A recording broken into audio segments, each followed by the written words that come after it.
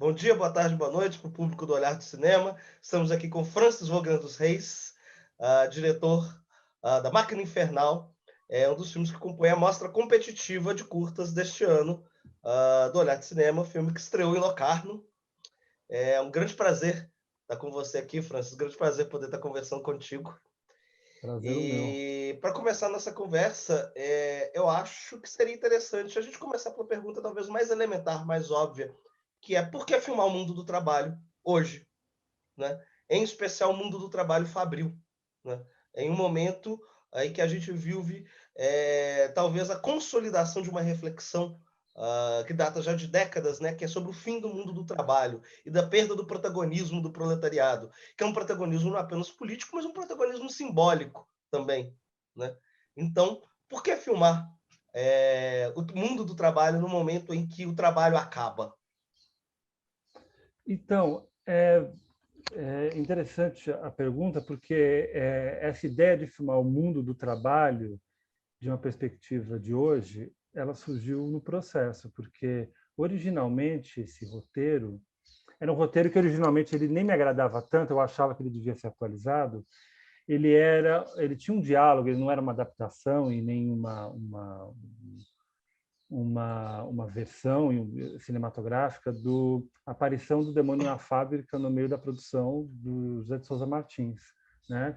Que fala de um caso que aconteceu ali em São Caetano, nos anos 50, de que 4 operárias, durante uma semana, desmaiaram e, ao acordarem, disseram que viram o diabo na linha de produção. 30, 40 anos depois, ele volta e faz uma pesquisa, enfim, de caráter sociológico sobre as condições daquele momento, enfim. E esse livro, eu sabia dessa história desde antes de ler esse livro. Eu morava num bairro que era em São Bernardo, que era quase na divisa com São Caetano, então eu conhecia essa fábrica, a Cerâmica São Caetano, que agora foi demolida, foi construído um prédio no lugar. E isso sempre me fascinou. E quando eu li o livro, tinha essa coisa de entender como que um imaginário que ele denomina no livro como arcaico, rural, de uma religiosidade talvez de caráter medieval, enfim, católica, como que esse imaginário ele interpretava o trabalho e a fábrica moderna, enfim, como que um não apaga o outro, né? Eles coexistem. Então eu tinha um pouco, só que ao mesmo tempo não queria. Aí eu ganhei um edital, mas eu não queria fazer um filme de época, eu queria fazer uma investigação. E quando eu fui a São Bernardo, eu já não moro lá há 10 anos, e fui fazer uma pesquisa sobre de locação, eu me deparei com um parque industrial sendo demolido, que eu já sabia por acompanhar, né? Era um momento ali de eleição do Bolsonaro, e o sindicato estava muito mobilizado em tentar salvar o que era possível, e muita demissão, muita fábrica fechando, em especial na Carmanguia, que foi uma fábrica de carro nos anos 50. A Carmanguia tinha falido, os donos tinham desaparecido, ninguém respondia por aquela falência, os funcionários se mobilizaram para tentar fazer uma cooperativa. E isso me impressionou muito, assim, né? Que é um traço do trabalho contemporâneo. Quem é o responsável por isso? A gente sabe quem paga a conta, que eram os operários ali da Camanguia, que estavam com rescisão atrasada. Muita gente morreu esperando a rescisão, enfim. Então, era uma coisa muito, muito violenta, assim, para gente que trabalhava lá 30, 40 anos, perde tudo e tinha muito medo, enfim, né, do que ia ser, que não tinha horizonte, era um horizonte nebuloso. Então, eu percebi que tinha um trabalho, um modelo de trabalho, porque é um momento em que todo mundo já falava dos novos modos de exploração do trabalho, né, de uma fragmentação né, de uma classe operária. O Ricardo Antunes fala isso desde os anos 90, né? Mas, enfim, de uma fragmentação dessa classe e de uma diminuição da importância simbólica dela dentro do campo da esquerda brasileiro e do campo do campo político mesmo, né? E aí me interessou naquele momento então olhar para esse trabalho que parece crepuscular, no sentido de que, de fato, o trabalho industrial ele existe ainda, ele está sujeito, ao mesmo tempo, aos mesmos modos de exploração, ao mesmo tempo a diferentes modos de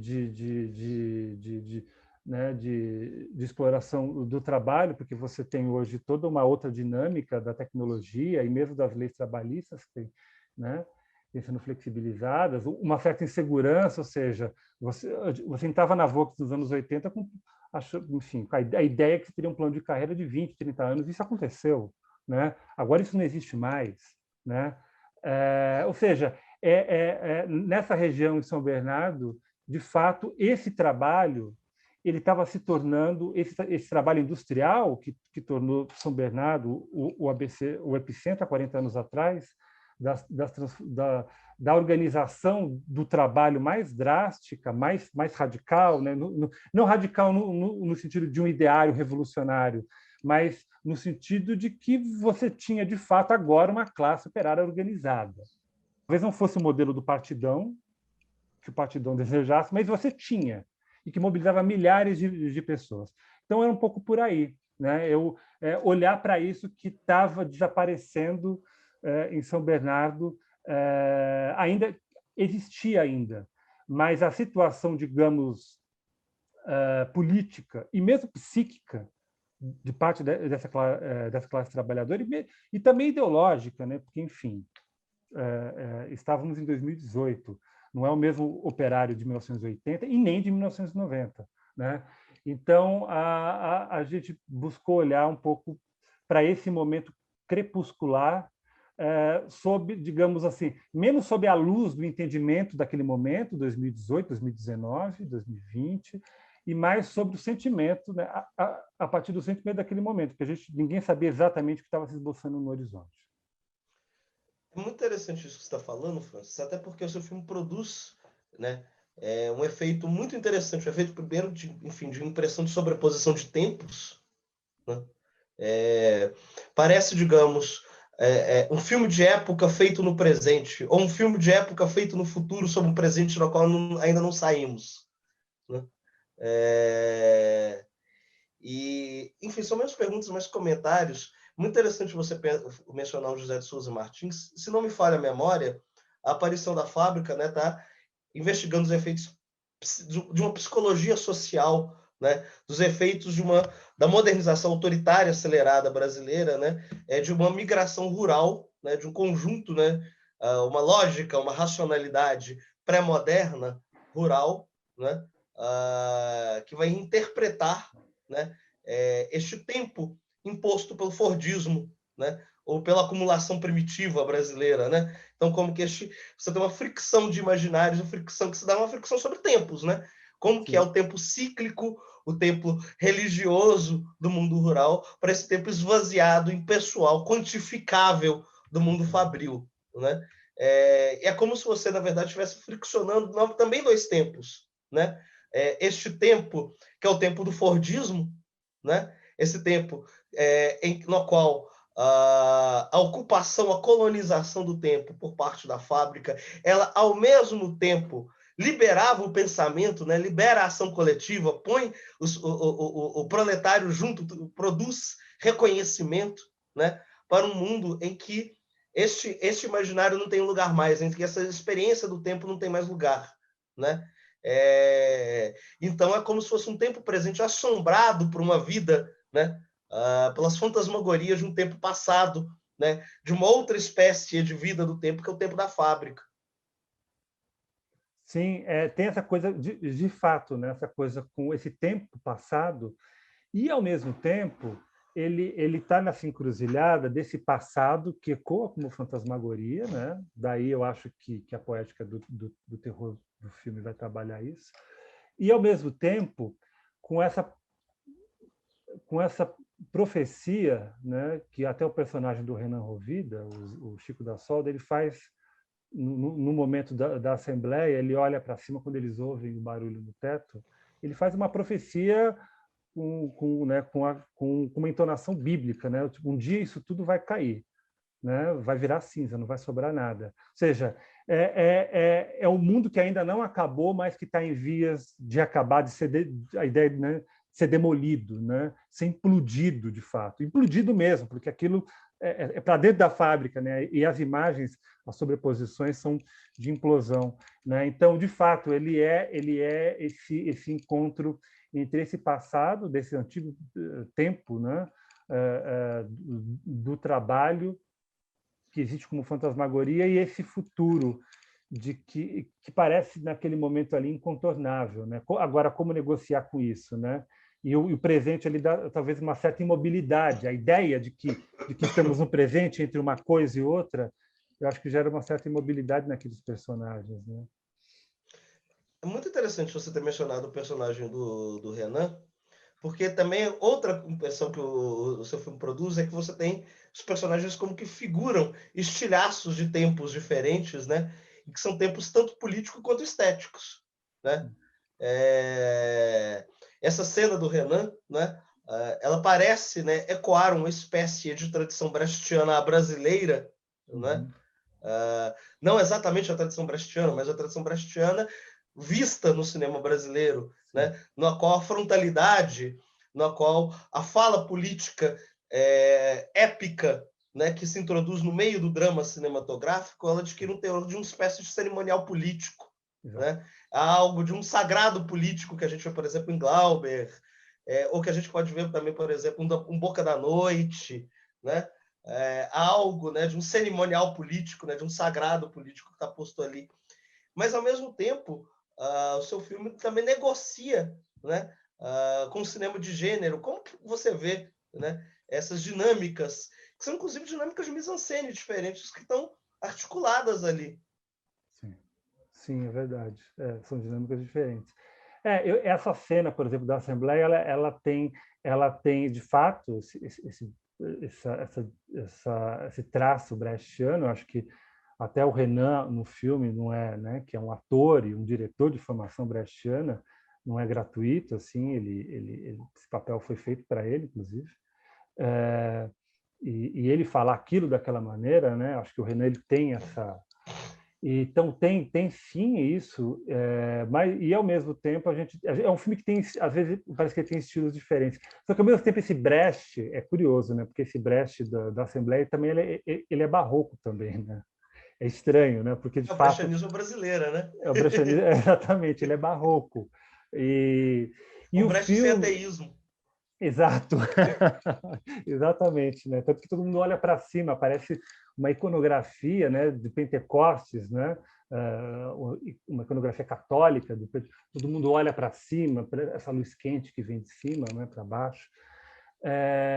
E o horror ele entra como esse esforço de pegar isso que não tem uma elaboração, digamos, esse momento do presente em que você está entre essa fantasmagoria do passado e esse futuro nebuloso, e lidar com esse impasse, com esse cruzamento, com esse impasse, a partir daquilo que não tem nome ou ainda não tem uma elaboração, por mais que a tragédia ela esteja prevista em alguma medida.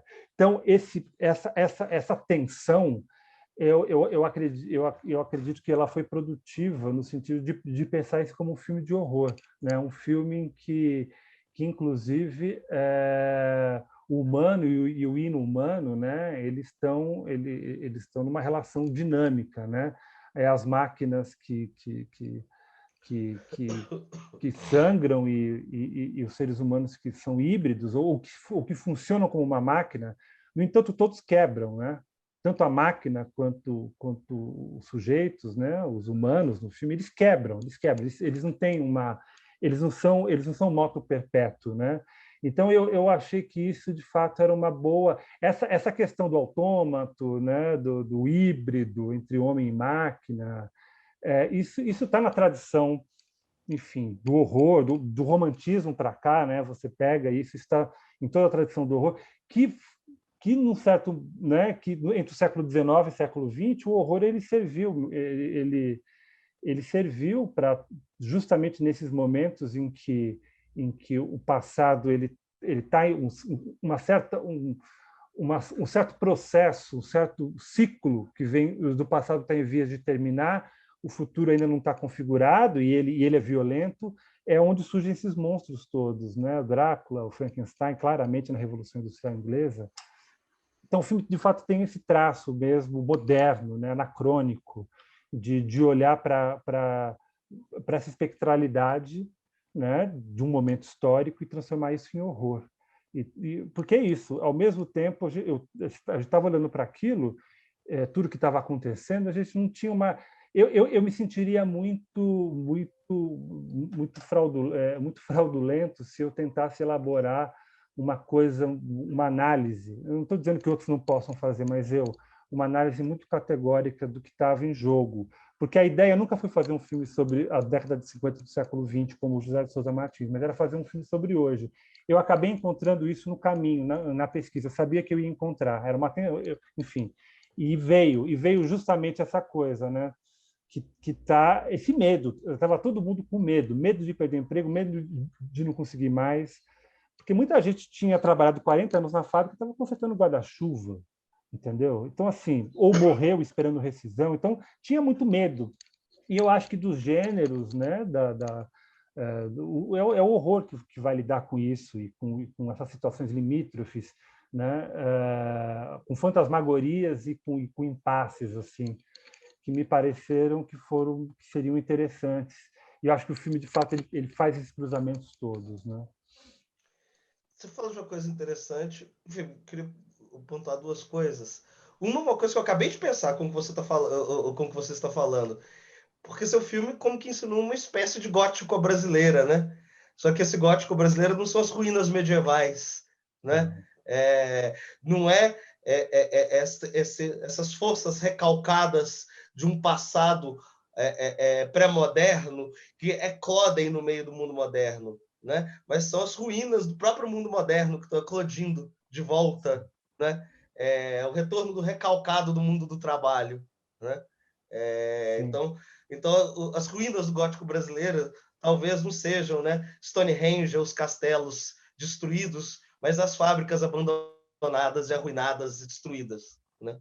Sim, tem uma hora que a gente passa ali na Vila Industrial, em Santo André, que é uma avenida, o entorno dela você tem duas coisas praticamente. Você tem fábricas vazias e fábricas que quebraram, abandonadas, fechadas, com aluga-se, algumas ruínas e motel, enfim, né?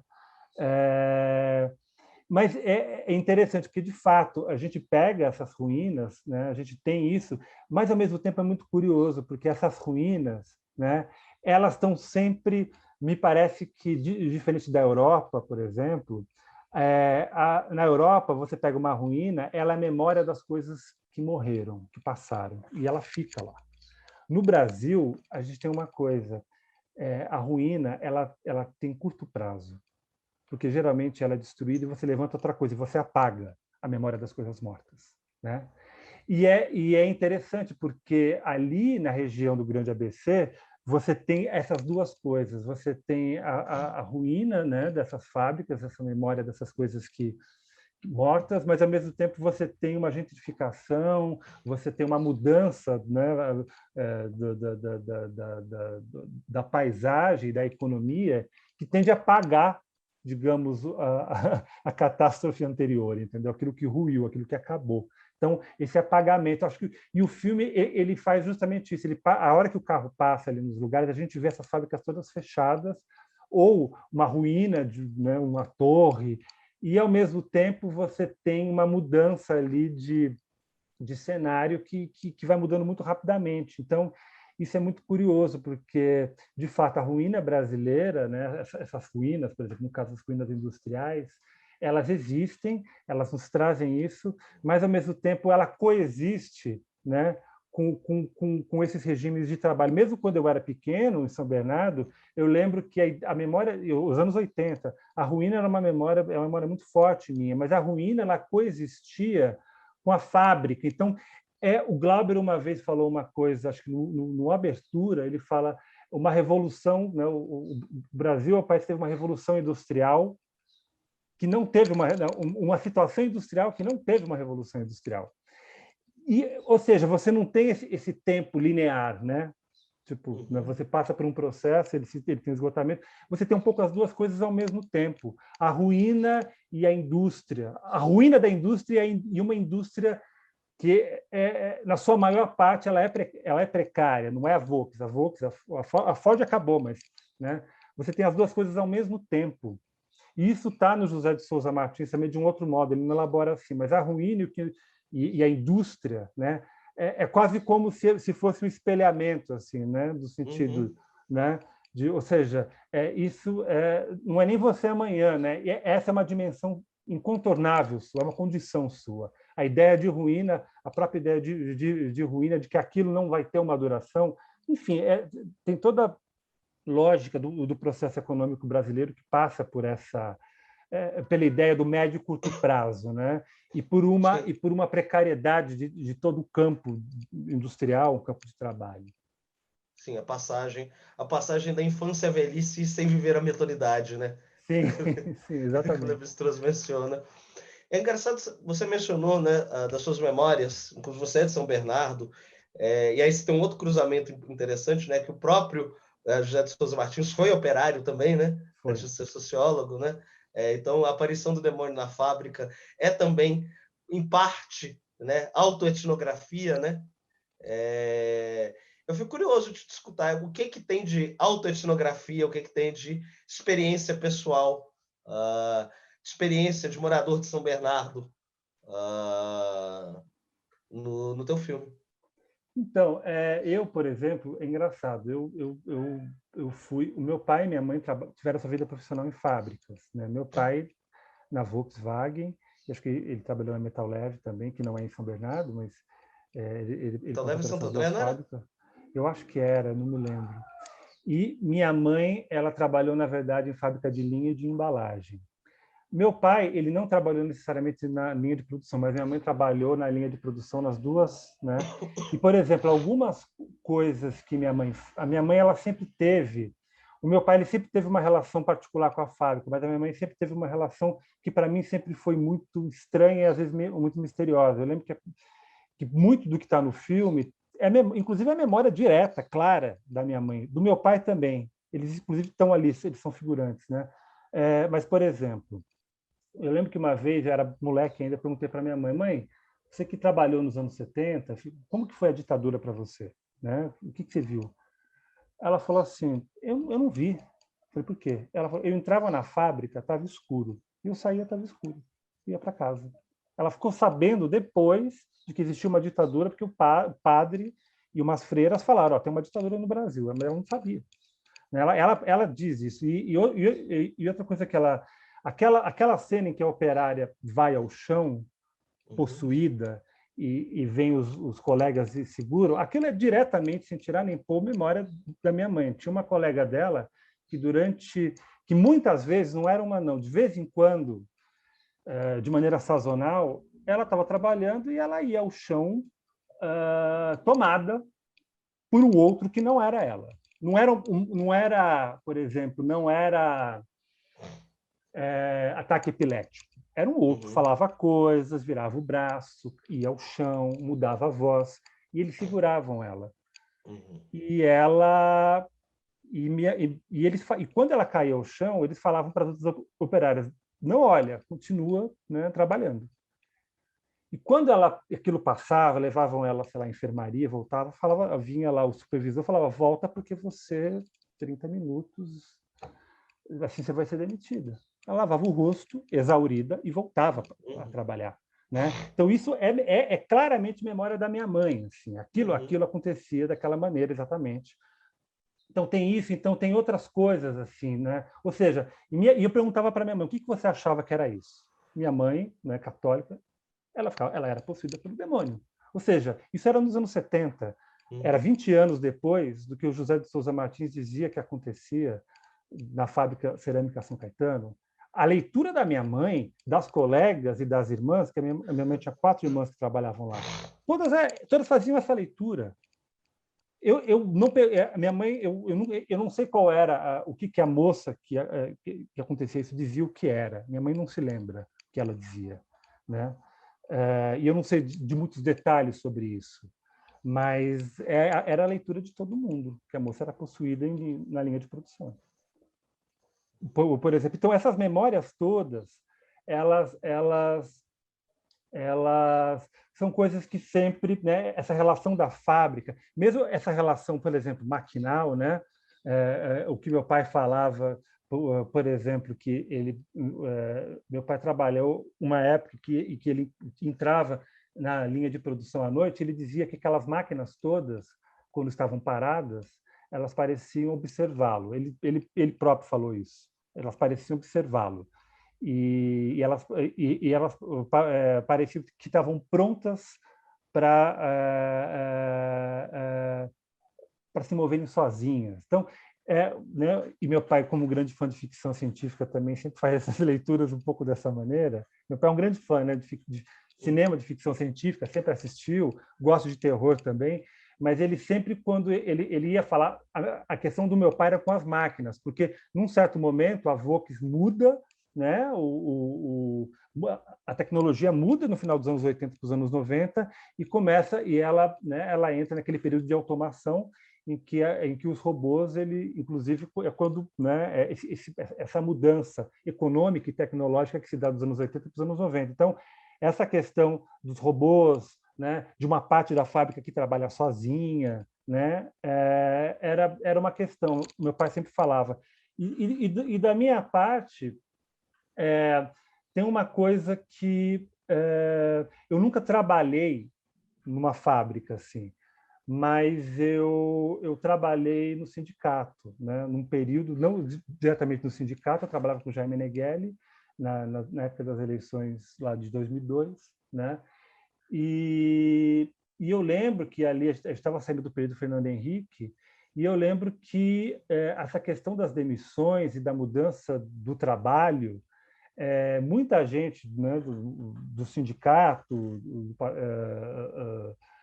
muita gente que trabalhava em fábrica achava justamente de que se o Fernando Henrique fosse reeleito, de fato, São Bernardo viraria uma Detroit. Ou seja, essa relação com o futuro de quem trabalha na fábrica era sempre uma questão muito presente. Ou seja, o que vai acontecer agora? Eu voltei lá agora, mesmo assim, essa relação ainda existe, porque o trabalho mudou, né? Quando meu pai entra na Vox em 79, existia assim uma perspectiva de você fazer carreira lá dentro. Quem entrava no curso técnico da Vox ou da Mercedes nos anos 80, a ideia era fazer carreira, como o pai fez, como o irmão mais velho fez, de ficar 30 anos na fábrica e se aposentar. Nos anos 90, isso começa a mudar.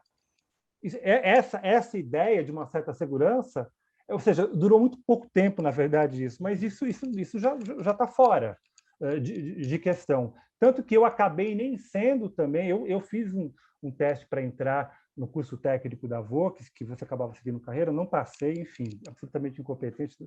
Eu fui um operário que não aconteceu, né? Então, assim, não, fui fazer outra coisa. Mas a ideia era, você passa e aí você vai ter uma carreira lá dentro. O meu cunhado fez isso e está lá até hoje na Mercedes. Mas essa relação com o futuro era muito, muito, muito presente. Mas, ao mesmo tempo, nos anos 90, esse futuro já não... esse horizonte estava nebuloso, todo mundo sabia que as coisas estavam mudando, as demissões eram em massa, a mudança, né?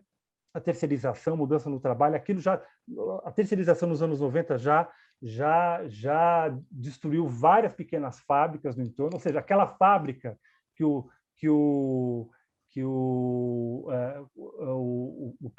personagem lá do São Paulo S.A., né, fez nos anos 60 para fazer peças, esse empresário quebrou. Esse cara que era o Valmor Chacra quebrou, pequena fabriquinha quebrou. Né? Então, assim, isso nos anos 90 rolou uma devastação. Então, essa tensão dessa incerteza, né, e da individualização também, né? Ou seja, você tem um sindicato tal, mas a ideia lá do toyotismo tinha um lance um pouco de cada um por si.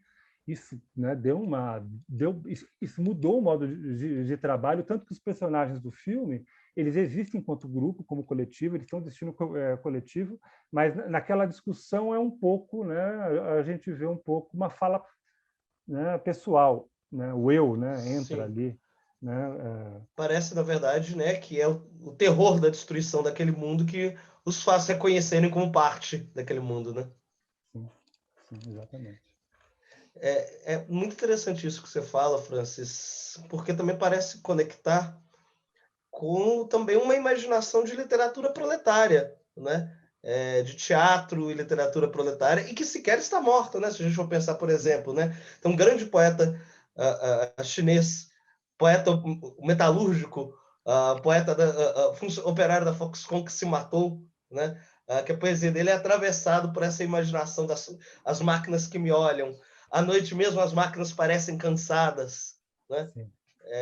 Essa imbricação entre o destino dos homens e o destino das máquinas, né?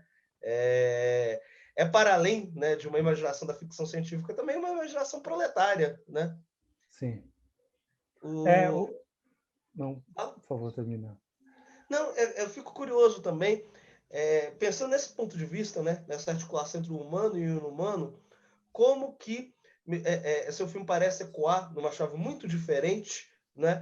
Umas certas distopias brasileiras dos últimos anos. Eu penso no Branco Sai, Preto Fica, penso também no Medo do Escuro, né? Onde a articulação entre humano e inumano é menos máquinas, são mais os edifícios, né? Mas os edifícios também são, junto com a fábrica, né? São essas duas grandes edificações do mundo moderno, né? As duas grandes obras de arte do mundo moderno, a fábrica e o edifício, né? Então, como parecem ecoar esses dois filmes, e parece ecoar também uma referência partilhada desses dois filmes, o Mad Max, o trabalho de George Miller, por exemplo, né, em que a figuração de um mundo que acaba, né, ele tangencia tanto a relação com a ruína, mas também uma certa imbricação, né, da destruição desse mundo, o destino dos homens com o destino das máquinas. Você vê essa Sim, ligação? vejo sim, vejo muito. Eu acho que você citou aí dois filmes que eu gosto e que são dois filmes muito diferentes entre si, muito diferentes do meu, né, em alguma medida. Acho que o do Adley, particularmente, ele tem todo um trabalho ali ficcional, que ele é um pouco diferente, mas eu acho que tem uma relação, sim, no sentido de que você vai olhar para o real transfigurado, né? No sentido de que não é o trabalho, né, com o real documental, né, que você vai lá e faz uma investigação sobre aquilo que vemos efetivamente, mas a gente faz uma investigação sobre como eu vou dizer, uma hipótese, né? Uma hipótese, aí entra no campo da ficção científica, uma hipótese a partir disso que vemos e que conhecemos, e que tem uma relação com o passado, e que tem uma relação com o espaço, e que tem relação com algumas dinâmicas, né? Então, assim, é a imaginação que, em alguma medida, vai olhar para essas coisas de maneira transfigurada, né? Jogando, ao mesmo tempo, acho que esses dois filmes que você citou, eles ao mesmo tempo eles têm uma pequena defasagem, eles olham um pouquinho para trás e olham um pouquinho para frente, né? Eles criam essa relação. O do Adley tem toda essa questão com o passado, né? Que dá origem àqueles personagens, enfim, uma situação de violência. O filme do Ivo é muito mais direto ali naquelas paisagens.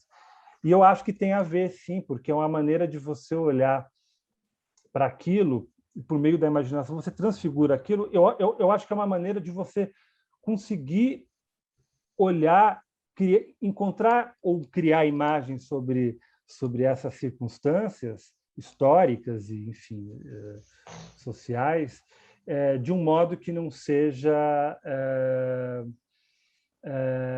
mera ilustração de caso social. Eu acho que é um pouco a função política da imaginação, né? Como que você vai olhar para essas coisas e você vai elaborar algo sobre isso que não está na ordem, digamos, do fato em si, mas talvez diga mais sobre isso que nós estamos vendo do que um mero registro, não um mero registro, né? Mas um registro mais direto, né? do real, tal. Não, acho que não do real, mas da realidade em si, né?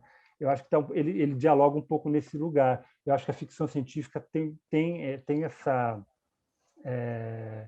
esse trabalho, né?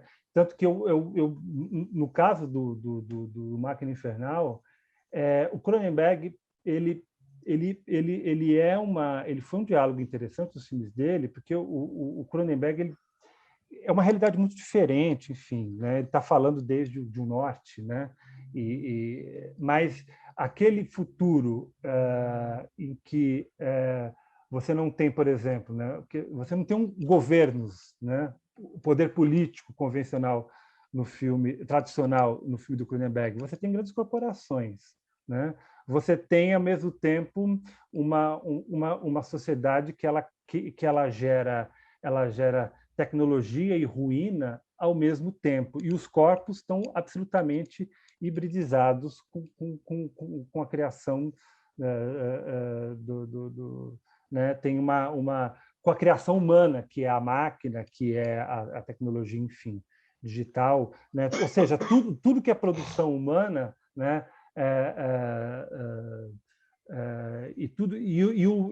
O próprio ser humano cada vez mais aparentado a uma máquina, assim. A diferença é que no meu eu ainda acho que tem uma reserva ali daqueles personagens de desejo, que é o que talvez entorte um pouco aquele jogo, né? Né? Acho que a gente tem uma relação extra-trabalho que dá uma desarranjada, digamos assim, no que é ideologicamente automatizado, assim, né? Uma coisa, acho que, né? Acho que justamente o respiro pós-trabalho, essas brechas todas, muda um pouco esse quadro, mas eu acho que tem uma coisa assim com a visão de futuro do Cronenberg, só que desde a periferia, né? Do mundo. Então, eu acho que a ideia de ruína para a gente ela é um pouco mais frontal. É muito interessante isso que você falou, Francis. Eu havia mencionado o George Miller, mas, enfim, o Cronenberg poderia facilmente estar entrando nesse jogo, né? Porque, enfim, são distopias de um futuro obsoleto, né? Não se trata de uma ficção científica, né? Em que temos carros voadores, né? Uhum. O que nós temos são corpos fundidos com máquinas velhas, né? Isso. É Exatamente. a distopia de um futuro que é desde já arcaizante. Mas tanto Miller quanto o Cronenberg, né, enfocam o desejo de um ponto de vista que é puritano. Sim. Né? O desejo, Exatamente. ele é desde já perversão. Ele não é promessa de felicidade, ele é promessa de uma nova perversão que se acrescenta, né, a perversão do capital. Né? Sim, sim. O que não é o caso do teu filme. Sim, eu acho que o filme ele de fato, a ideia era um pouco, né, de fato, mudar um pouco essa lógica puritana, né, que você falou que muito bem desses filmes. Eu não tinha pensado nisso, mas faz sentido, porque é isso. Eu acho que as personagens ali, tanto a personagem da Carol com Glauber, quanto a personagem da Carlota naquela fresta da fábrica, dando um amasso depois do expediente, eu acho que tem ali... eu não acho que é necessariamente uma imagem positiva, no sentido de afirmativo, mas eu acho que é uma maneira de olhar um pouco para essas brechas do trabalho mesmo. Porque quando a gente fala de trabalho, a gente fala geralmente de violência. E ele, de fato, ele tem uma carga de violência enfim, que a gente conhece. Mas essa ambiência do trabalho gera uma série de outras coisas, né? Por exemplo, as pessoas se tornam amigas, as pessoas às vezes sentem saudade, não da exploração, né? Mas as pessoas se casam ali, as pessoas, né, se encontram, alguém morre, as pessoas enterram essa pessoa, alguns se casam, alguns, sabe? Então, vão para a praia juntos. Então, você tem todo um ambiente que ele também, eu não vou dizer que o ambiente da fábrica é positivo porque gera isso, mas isso é da interação humana, né? Eu acho que eu de fato eu tinha um pouco eu não queria fazer um filme que os personagens só tivessem um processo de danação. A ideia era criar um pouco esses desvios e essas fissuras, né? Porque, de fato, não tem uma visão minimamente positiva do trabalho, né, nesse capitalismo, né, no caso do filme, esse velho capitalismo anacrônico, mas que no Brasil, como esses tempos todos coexistem, a gente tem o capitalismo tardio e essas, né, e essas posições anacrônicas do capitalismo. Era sobre isso também, mas era um pouco criar uma fissura, né, nessas coisas. Assim, eu acho que são nessas fissuras em que é possível reagir a isso. Eu não acho que o filme faça isso, mas é aí que é possível fazer frente a isso, né? Acho que todas as histórias do sindicato, elas não se dão só na linha de produção, elas se dão depois que se sai do trabalho, elas se dão depois, antes de entrar no trabalho, elas se dão na hora do almoço, né? São esses os momentos em que é possível, né, encontrar as estratégias de sobrevivência, né? Francis, muito bonito, muito obrigado, meu querido. Valeu, eu que agradeço. Eu agradeço muito a conversa. Você gostaria de falar mais alguma coisa antes de encerrarmos? Eu gostaria de agradecer a programação do Olhar por ter selecionado o filme. Eu de fato eu quero muito passar o filme no Brasil. Ele passou em Locarno. A compreensão deles lá é uma compreensão, enfim, de muitas perguntas, né? E às vezes de não compreensão. E eu acho que no Brasil o filme talvez tenha outra recepção. Quero agradecer também, enfim, todo mundo que fez o filme, que é uma coisa que eu não canso de fazer, porque eu acho que a parcela de contribuição de cada pessoa ali foi fundamental. E é uma coisa que eu sempre que eu vejo o filme eu me lembro assim de que justamente isso, assim, eu acho que foi uma experiência acho que muito boa para todo mundo, assim, da gente trabalhar junto, e acho que cada pessoa deu uma contribuição ali que é incontornável e não podia ser de outra maneira. Então agradeço isso, a programação do Olhar para ter selecionado o filme, a equipe do filme, enfim, e quem porventura vem assistir o filme também. É isso. Muitíssimo obrigado, Francis. Obrigado. Beijo para Eu você, que meu querido. agradeço. E Beijo. muito obrigado a quem nos assiste. Bom dia, boa tarde, boa noite. Muito obrigado.